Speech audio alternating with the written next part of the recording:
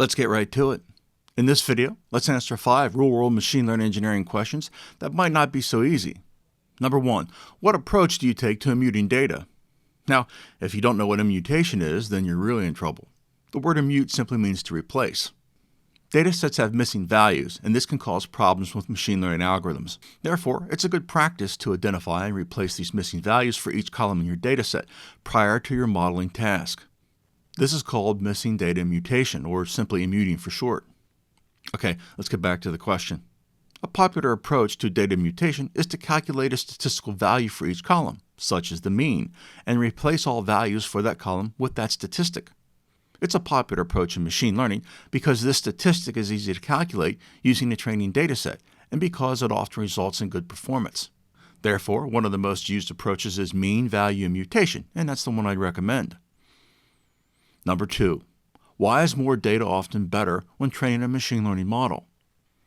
Very few people get this one. In machine learning, most of us have an intuition that more observations are better.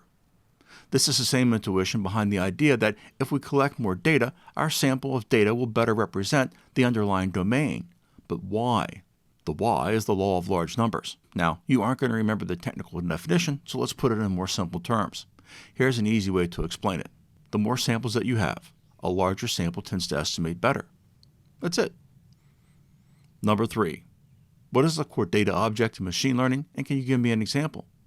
The core data object in machine learning is the array.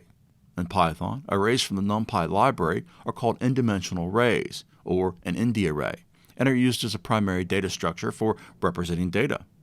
In TensorFlow, the tensor is the array object. Number 4, what model class would you recommend for classification problems on structured data?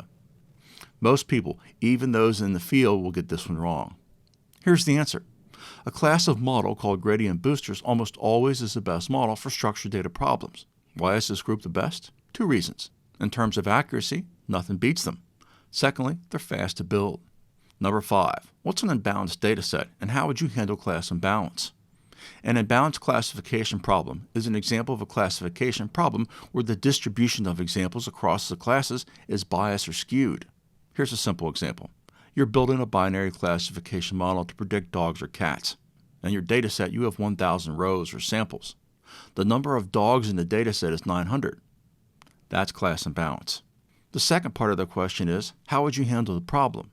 I'd collect more data until the distribution was more even. Now, if I didn't have the option to collect more data, then I'd resample the data. This simply means I'd actually alter the dataset so that the dataset had a more even distribution. Thanks for watching. Don't forget to like and subscribe, and have a great day.